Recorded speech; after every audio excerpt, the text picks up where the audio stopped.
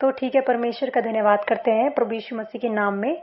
अब हम वचन की ओर चलते हैं और प्रभु का धन्यवाद देते हैं कि पिता, आप सामर्थ और हियाव और वचन बताने में सहायता मदद कीजिए। उसके लिए हम परमेश्वर कैसे धन्यवाद देते हैं। और सचमुच हम यहाँ पे परमेश्वर के लिए उपस्थित हुए हैं।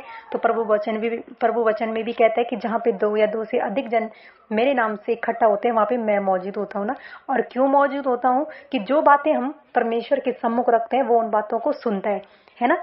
अगर कुछ भी गलत बातें या गलत शिक्षाएं आप लोगों तक पहुंचती है तो परमेश्वर उसका न्याय करता है, क्योंकि परमेश्वर उस वक्त उपस्थित होता है, वो हमारी बातों को सुनता है ना।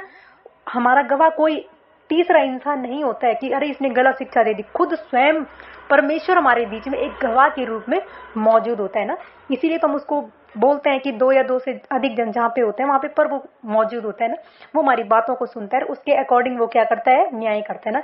कि तुमने ऐसी शिक्षा दी थी या ये बातें तुमने उन तक बताई थी, या आप लोग जो बातें बताओगे मैं आपका न्याय नहीं चुका सकती या मैं कुछ नहीं कर सकती ना। वो स्वयं परमेश्वर आपके शब्दों को जांच रहे है ना। मन को परखने वाला, हृदय को जांचने वाला तो वो परमेश्वर है ना।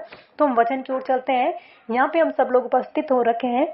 तो मैं आप लोगों से यही बताना चाहती हूँ सबसे पहले कि सचमुच परमेश्वर ने हमें स्वर्ग के राज्य की भेदों कैसे समझ दे रखी है ना। और क्या दुनिया इन चीजों को भी नहीं समझती है ना। उनको मतलब अभी ये चीजें पता नहीं है कि स्वर्ग क्या है और नर्क क्या है ना। वो क्या है, सिर्फ पृथ्वी की ही बातें ऐसे करते हैं ना। क्योंकि एक गाना भी है, दुनिया बनाने वाले तेरे मन में क्या समाई, काहे को तूने दुनिया बनाई ना। वो अपने शब्दों को व्यक्त कर रहा है कि बता रहा है कि क्यों तूने ये दुनिया बनाई ना। इतना परिश्रम, इतना मतलब सब कुछ दौड़ भाग जीवन में लगा हुआ है ना। इंसान दुख परेशानियों का जीवन है, परमेश्वर ने ये नहीं किया वो नहीं किया, इंसान आ रहा है और दुनिया से चला जा रहा है, क्यों तूने ये दुनिया बनाई ना। तो मतलब उसको वो स्वर्ग के राज्य की भेदों की समझ नहीं दी गई है, जो कि हम मती में भी पढ़ते हैं। ऐसे हर एक मनुष्य अपनी बाइबलों को ऐसे निकालेगा है ना, क्योंकि बाइबल निकालनी बहुत जरूरी है। आप लोग पढ़ोगे, जांचोगे, परखोगे है ना, और अपने आप को छांटोगे, काटोगे और परमेश्वर के ग्रहण योग्य अपने आप को बनाओगे। तभी बना सकते हैं जब हम बाइबलों को खोलेंगे, देखेंगे और पढ़ेंगे कि सचमुच परमेश्वर ने क्या लिखा है ना। इसलिए हमें आज अपने आप को छांटना और काटना पड़ेगा ना, कि हम कहाँ पे गलतियां कर रहे हैं, क्या हम विश्वास में हैं कि नहीं है ना। जब हम मती में पढ़ते हैं तो परमेश्वर ने वहां पे क्या लिखा है, प्रभु यीशु मसीह क्या वचन बोलता है, तुमको स्वर्ग के राज्य के भेदों की समझ दी गई है पर उनको नहीं। किनको नहीं? जो संसार का जीवन जीकर बोलते हैं कि प्रभु हमारे साथ ऐसा क्यों हो रहा है, हमारे साथ ये दुख बीमारियां क्यों आ रही है, हमारे जीवन में ये चीजें नहीं है प्रभु, ये सब चीजें मरना मिटना ये सब चीजें क्यों है। हे दुनिया बनाने वाले, क्या तेरे मन में समाई, काहे को तूने दुनिया बनाई। उनको ये स्वर्ग के भेदों की समझ नहीं दी गई है, लेकिन आप और हमको परमेश्वर ने स्वर्ग के भेदों की समझ दी है। तो सचमुच क्या आज हमने प्रभु यीशु मसीह को कभी समझा है, उसकी बातों को हमने कभी समझा है? हम तो आज भी वही संसार की बातों में उलझे पड़े हुए हैं। क्या सचमुच आप लोगों को वो भेद पता है? और यदि पता है और वो समझ है, स्वर्ग के राज्य के भेदों की समझ है, तो क्या आज हम उस पर विश्वास करते हैं? यदि आज आपके अंदर स्वर्ग के राज्यों की भेदों की समझ है तो क्या आप लोग आज विश्वास करते हो? यूहन्ना क्या कहते हैं? अगर हम यूहन्ना में जब पढ़ते हैं, यूहन्ना बपतिस्मा देने वाला, तो वो क्या बोलता है, 3 का 31 और 32 वचन जब आप पढ़ेंगे या पढ़ सकते हैं ऐसे, तो वहां पे यूहन्ना बपतिस्मा देने वाला क्या कह रहा है, जो ऊपर से आता है। किसके विषय में कह रहा है? प्रभु यीशु मसीह के विषय में कह रहा हो कि जो ऊपर से आता है वह सर्वोत्तम है, जो पृथ्वी से आता है वह पृथ्वी का है और पृथ्वी की ही बातें करता है, और जो स्वर्ग से आता है वह सबके ऊपर है, जो कुछ उसने देखा और सुना है उसी की गवाही देता है। अब हम देख सकते हैं पृथ्वी के लोग पृथ्वी की ही बातें बताएंगे, लेकिन वो तो स्वर्ग से आया था ना। तो उसने जो कुछ स्वर्ग में देखा, स्वर्ग की जो हालतें हैं, स्वर्गीय जो भेदें हैं, उसकी गवाही उसने हमें दी। और यूहन्ना बपतिस्मा देने वाला क्या कहता है, लेकिन कोई उसकी गवाही ग्रहण नहीं करता है। और जो उसकी गवाही ग्रहण करेगा, ये 110% बात है कि वो अनंत जीवन में प्रवेश करेगा। लेकिन आज हम विश्वासियों में क्या हो गया कि हम उसकी बातों को ग्रहण नहीं करते हैं, जो उसने स्वर्गीय बातें हमें बताई है। आज हम क्या है, स्वर्गीय बातों पर मन नहीं लगाते हैं ना, हम उसकी गवाहियों को ग्रहण ही नहीं करते। क्यों? क्योंकि हमें तो संसारिक ही गवाहियां चाहिए, स्वर्ग की गवाही तो चाहिए ही नहीं। तो इस बात को याद रखिए कि यूहन्ना बपतिस्मा देने वाला क्या कहता है कि जो ऊपर से आता है, जो ऊपर की बातें करता है, जो ऊपर की गवाही देता है, जो उस पर विश्वास करता है, अनंत जीवन उसका है। और यदि आप लोग विश्वास करते है ना, तो अब तक क्या विनाशी कि माया और भरम जाल में ना फंसे होते। हमको पता है ये पूरी दुनिया क्या है, विनाशी है, और ये क्या है, एक भ्रम है, और जिसके पीछे हम क्या है, पागलों की तरह दौड़ने पे लगे हुए हैं। जबकि प्रभु यीशु मसीह ने हमें स्वर्ग की गवाही दी। उसने कहा है कि तुम्हें स्वर्ग के राज्यों के भेदों की समझ दी गई है, उन्हें नहीं।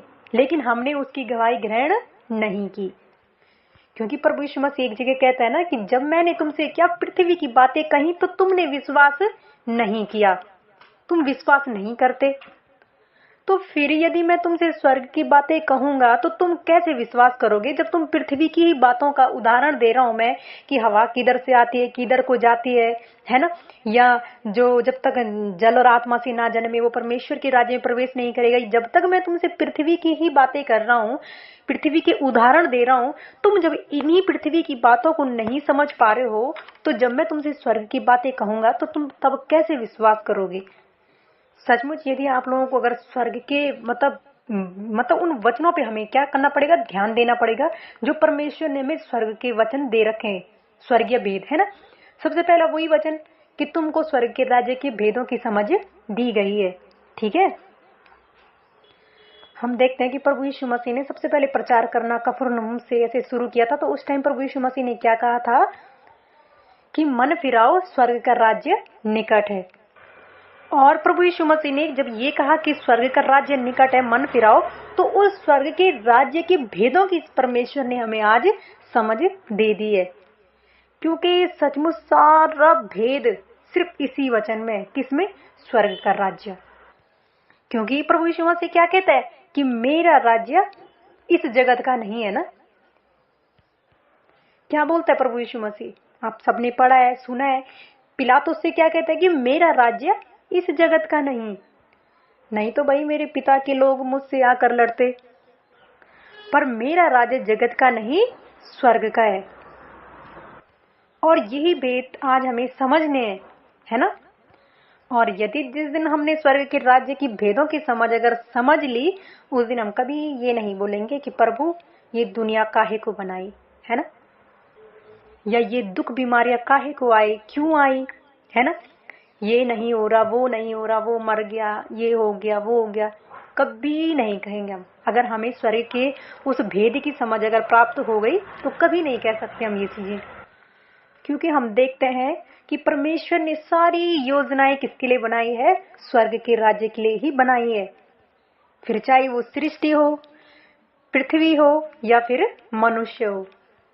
क्योंकि परमेश्वर ने प्रभु यीशु मसीह को भेजा, या आदम को बनाया, या सृष्टि को बनाया, पृथ्वी को बनाया, है ना। ये जो कुछ भी परमेश्वर ने किया, किसके लिए किया, स्वर्ग के लिए किया। क्योंकि हम देखते हैं कि अदन के बगीचे में रहना, फिर उनका पाप करना, उनको वहां से बाहर निकालना, शैतान का उनको भरमाया जाना, ये सब कुछ किसके लिए, स्वर्ग के राज्य के लिए। तो परमेश्वर ने जो कुछ भी किया, चाहे मैंने कहा ना भी कि चाहे उसने सृष्टि को बनाया, पृथ्वी को बनाया, या फिर उसने मनुष्य को बनाया, चाहे उसने जो भी कल्पनाएं की, वो सब उसने स्वर्ग के राज्य के लिए ही की थी। इसलिए तो स्वर्ग को समझना हमें बहुत ज्यादा जरूरी है ना, अनंत जीवन जिसकी हम बात करते हैं। सबने बाइबल खोली रखी होगी, है ना। तो यूहन्ना 1:5 ऐसे निकालेंगे तो वहां पे प्रभु यूहन्ना ने क्या कहा है कि जो समाचार हमने उससे सुना है और तुम्हें सुनाते हैं, वह यह है कि परमेश्वर ज्योति है और उसमें कुछ भी अंधकार नहीं। और पौलुस एक जगह तीमुथियुस में क्या कहता है 6:16 में कि अमरता केवल उसी की है और वह अगम्य ज्योति में रहता है। अगम्य का मतलब क्या होता है, अथाह, है ना। तो क्या कह रहा है पौलुस कि अमरता केवल उसी की है और वह अतः या अगम्य ज्योति में रहता है। तो कहाँ पे रहता है आज परमेश्वर, अंधकार में रहता है? नहीं, जहां पे अगम्य ज्योति में परमेश्वर रहता है। और यूहन्ना उसके बारे में क्या लिखता है कि वह ज्योति है, उसमें कुछ भी अंधकार नहीं है। तो परमेश्वर क्या है? एक ज्योति है। और जहां पे परमेश्वर की उपस्थिति नहीं है ना, वहां पर क्या है? अंधकार। जहां पे समझ लीजिए परमेश्वर की ज्योति नहीं है, वचन नहीं है, कुछ नहीं है, वहां पे क्या है? अंधकार।